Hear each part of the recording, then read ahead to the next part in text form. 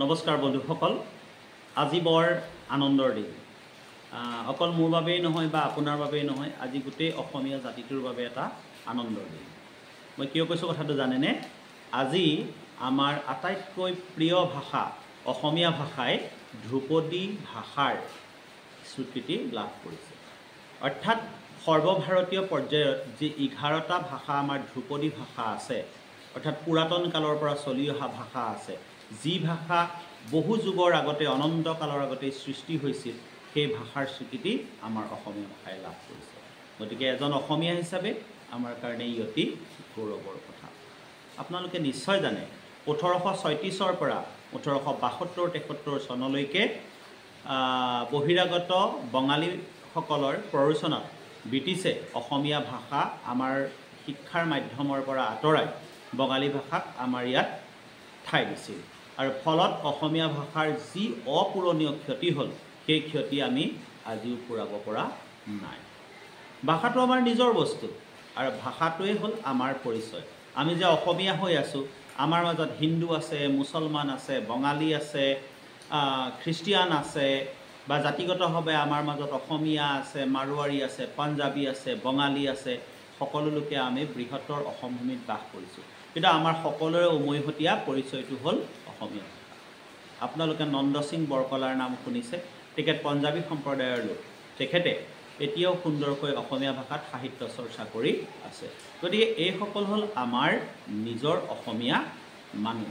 জ্যোতিপ্ৰসাদ আগৰৱালা, চন্দ্ৰকুমাৰ আগৰৱালা, এইসকল লোকেতো অসমীয়া ভাষাৰ বাবে ইমান বেছিকৈ অৱদান আগবঢ়াই গৈছে যে তেওঁলোকক আমি স্বীকৃতি দিবলৈ সকলো বাধ্য। এতিয়া কথা হ'ল যে অসমীয়া ভাষাটোৱে এটা ইমান ডাঙৰ স্বীকৃতি লাভ কৰিলে। স্বীকৃতি লাভ কৰাৰ পিছত আমাৰ কিছুমান বিশেষ দায়িত্ব আহি পৰিছে। আমি এতিয়া ভাষাটোক নিজেই ৰক্ষণাবেক্ষণ দিব লাগিব। আমি যিহেতু আজিকালি সামাজিক মাধ্যমত যিখিনি আমি মতামত দিওঁ, মন্তব্য দিওঁ, কমেণ্ট কৰোঁ, নহয় জানো? সেইবিলাক যদি আমি অন্ততঃ অসমীয়া ভাষাত লিখোঁ, তেতিয়াহ'লে আমাৰ ভাষাটোৰ ওপৰত কিছুমান মানুহৰ অধিক দখল বাঢ়িব। সি আমাৰ ভাষাটোক শক্তিশালী কৰিব।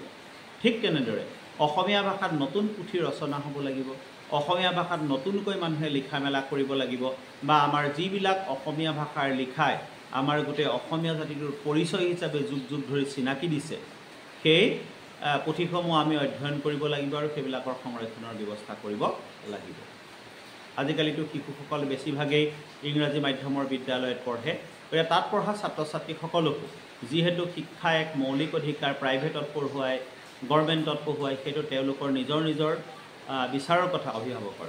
গতিকে আমাৰ এটাই কাম আছে, যাতে তেওঁলোকে যিখিনি অসমীয়া ভাষা শিকে, সেই ভাষাখিনি যাতে শুদ্ধকৈ ক'বলৈ আৰু শুদ্ধকৈ লিখিবলৈ তেওঁলোকে শিকে।